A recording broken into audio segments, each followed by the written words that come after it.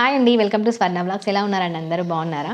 So ఈరోజు video ఏంటంటే, నాకు తెలిసి అందరికీ తెలుసు అనుకుంటా, సృష్టికి మూలం అమ్మ, అంతులేని ఆత్మీయతకి రూపం అమ్మ, స్వార్థం లేని ప్రేమే అమ్మ. సో ఈ భూమి మీద ఉన్న తల్లులందరికీ కూడా ముందుగా మాతృదినోత్సవ శుభాకాంక్షలు. సో నేను లాస్ట్ ఇయర్లో మా అమ్మ కోసం డెడికేట్ చేస్తూ కొన్ని సాంగ్స్ పాడుతూ మేము ఎలా ఉండేది, మా పాస్ట్ ఏంటి అని చెప్పేసి నేను చెప్పాను. సో మీరు ఆ వీడియో చూడాలనుకుంటే నేను కింద డిస్క్రిప్షన్లో లింక్ ఇస్తాను, చూసేయండి. సో ఈరోజు అంటే మా అమ్మ గురించి ఇంకొన్ని విషయాలు అయితే నేను మాట్లాడాలనుకుంటున్నాను. అండ్ ఫైనల్గా ఒక చిన్న సాంగ్ అయితే తనకి డెడికేట్ చేద్దాం అనుకుంటున్నాను. సో నార్మల్గా మన పెద్దవాళ్ళు అంటుంటారు, తండ్రి లేకపోయినా తల్లి ఉండాలి అని చెప్పేసి. అంటే తండ్రి ఉండకూడదని నేను ఇక్కడ చెప్పట్లేదు, సో మన పెద్దవాళ్ళు చెప్పారు కాబట్టి చెప్తున్నాను. అది కరెక్టే కదండి. తండ్రి ఉన్నా లేకపోయినా వాళ్ళకి అంత ప్రాబ్లం ఉండదు, కానీ తల్లి లేకుంటే మాత్రం కంపల్సరీగా ప్రాబ్లమ్స్ ఫేస్ చేస్తారు. అమ్మ మనకి ఏ కష్టం రాకుండా చూసుకోవాలనుకుంటుంది. సో మన బాధల్ని కూడా తన బాధలుగా భరిస్తుంది, మన కష్టాలని కూడా తన కష్టాలుగా భరిస్తుంది. తను తినకపోయినా సరే మనం తినాలని ఆలోచించేదే అమ్మ అన్నమాట. నాకు చిన్నప్పటి నుంచి అమ్మే అన్నీ అయి పెంచింది. నేను చిన్నప్పుడే మా నాన్నని కోల్పోయాను. అండ్ ఒక 3 years నుంచి మా అమ్మ హెల్త్ కొంచెం బాగా ఉండట్లేదు. సో ఏంటి అని చెప్పేసి అంటే, నార్మల్గా అమ్మ హాస్టల్లో వర్క్ చేస్తుంది కాబట్టి ఎర్లీ మార్నింగ్ వెళ్ళడానికి ఆమెకి టైం ఉండదు. సో ఒకవేళ చిన్న చిన్న కారణాలకి సిక్ అయిపోతే, కాళ్ళ నొప్పులో లేకపోతే ఏదో లైట్గా ఫీవర్ రావడమో లేకుంటే బాడీ పెయిన్స్ రావడమో ఇలా వస్తే చాలామంది చేసే మిస్టేక్ ఏంటంటే డోలో 650 వేసుకోవడమో లేకుంటే పారాసిటమాల్ వేసుకోవడమో చేస్తూ ఉంటారు. సో మా అమ్మ కూడా అదే మిస్టేక్ చేస్తుంది. సో ఎన్నిసార్లు చెప్పినా తను అంటే తను ఉండే ప్లేస్కి హాస్పిటల్స్ చాలా దూరంలో ఉంటాయి.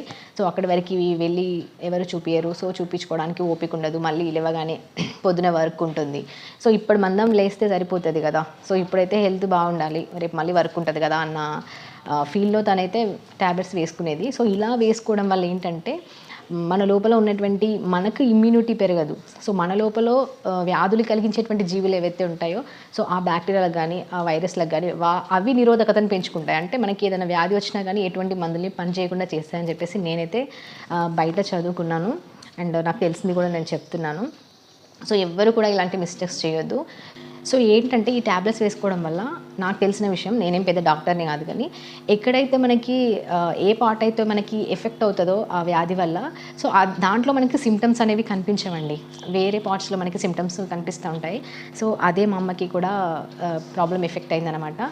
సో తను హెల్త్ ఇష్యూస్ చాలా సఫర్ చేసింది.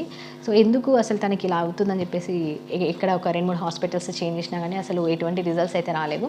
సో ఫైనల్గా ఇక్కడ థైరాయిడ్ ట్యూమర్స్, థైరాయిడ్ గడ్డలు అయ్యని చెప్పేసి సర్జరీ అయితే అయ్యింది. సో ఇప్పుడు ఒక 1 month అట్లా అవుతుందన్నమాట. సో ఎవ్వరు కూడా ప్రిస్క్రిప్షన్ తీసుకున్న తర్వాతనే ట్యాబ్లెట్స్ వేసుకోండి. అది ఏదైనా ఎమర్జెన్సీ అయితేనే వేసుకోండి తప్ప పదే మాత్రం ట్యాబ్లెట్స్ అయితే వేసుకోవద్దు. సో దీనికి నేనైతే మా అమ్మకి అదే 100% రీజన్ అని అనుకుంటున్నాను. సో మీలో చాలామంది అట్లా ఉంటారు కాబట్టి ప్లీజ్ అలా చేయొద్దు. ఎందుకంటే మీకు ఏమైనా అయితే మీ ఫ్యామిలీ చాలా ఇదైపోతుంది. సో దాని మాటలు చెప్పలేము. సో మేము ముగ్గురం అనమాట. మేము పుట్టినప్పుడు అమ్మకి సర్జరీస్ అయ్యాయి. అండ్ అదేవిధంగా మళ్ళీ ఏమంటారు, గర్భసంచికి ఏదో ప్రాబ్లం వచ్చిందని చెప్పేసి అప్పుడు సర్జరీ అయ్యింది. సో తర్వాత ఇక్కడ చిన్నగా ఏదో పింపుల్ అయ్యింది. సో అది కొంచెం గురిజగినంత పరిమాణంలో ఇలా పెరుగుతూ కొంచెం పెయిన్గా ఉంటే ఇక్కడ కూడా సర్జరీ అయింది. తర్వాత ఇక్కడ చెవులో నుంచి ముక్కులకు ఏదో ప్రాబ్లం ఉందని చెప్పేసి ఎడమ చెవుకైతే సర్జరీ అయ్యింది.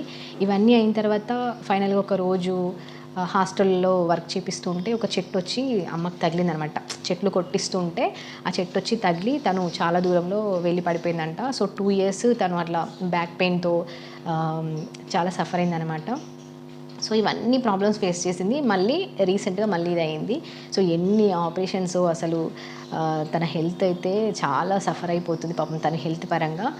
సో ఇంత కష్టాలు పడుతూ కూడా అంటే తన పిల్లలు బాగుండాలి, తను ఇంకా ఇంత ఏజ్లో కూడా తను కష్టపడాలి, సో ఏదో సంపాదించి వాళ్ళ పిల్లలకి ఇవ్వాలి, తను లేకపోతే వాళ్ళు ఎట్లా బ్రతుకుతారు అనే కాన్సెప్ట్లోనే తన మైండ్ ఆలోచిస్తుందంటే చూడండి, అమ్మ అంటే ఇంత గ్రేట్ కదా, ఇంత సహనం కదా, ఇంత ఓర్పు కదా.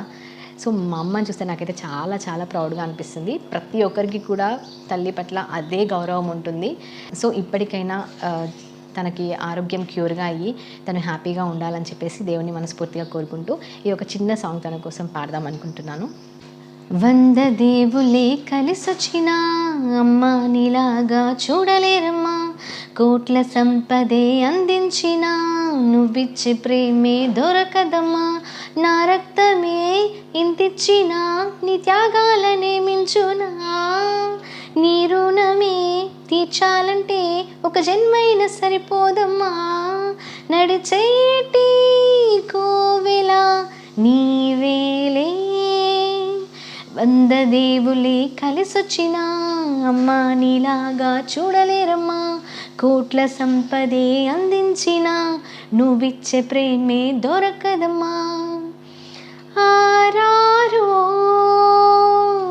ఆరారిరారో ఆరారో ఆరారిరారో. పగలైన రాత్రైన జాగారాలు, పిల్లల సుఖమే మెడహారాలు. పగలైన రాత్రైన జాగారాలు, పిల్లల సుఖమే మెడహారాలు. దీపముల కాలి వెలుగే పంచేవు, పసినవులే చూసి బాధై మురిసేవు. నడిచేటి కోవెల నీవేలే, వంద దేవులే కలిసొచ్చిన అమ్మ నీలాగా చూడలేరమ్మా. కోట్ల సంపదే అందించిన నువ్విచ్చే ప్రేమే దొరకదమ్మా. నా రక్తమే ఎంతిచ్చిన నీ త్యాగాలని మించునా. నీ రుణమే తీర్చాలంటే ఒక జన్మైనా సరిపోదమ్మా. నడిచేటి కోవెల నీవేలే. చిన్నప్పటి నుంచి మా గురించి ఎంతో ఆలోచించావు. ఇకనైనా నీ గురించి, నీ హెల్త్ గురించి కేర్ తీసుకో. మళ్ళొకసారి అందరికీ కూడా మాతృదినోత్సవ శుభాకాంక్షలు. అండ్ వీడియో నచ్చినట్లయితే లైక్ చేసి షేర్ చేయండి. మరిన్ని వీడియోస్ కోసం ఛానల్ని సబ్స్క్రైబ్ చేసుకోండి. Thank you so much for watching. Thank you.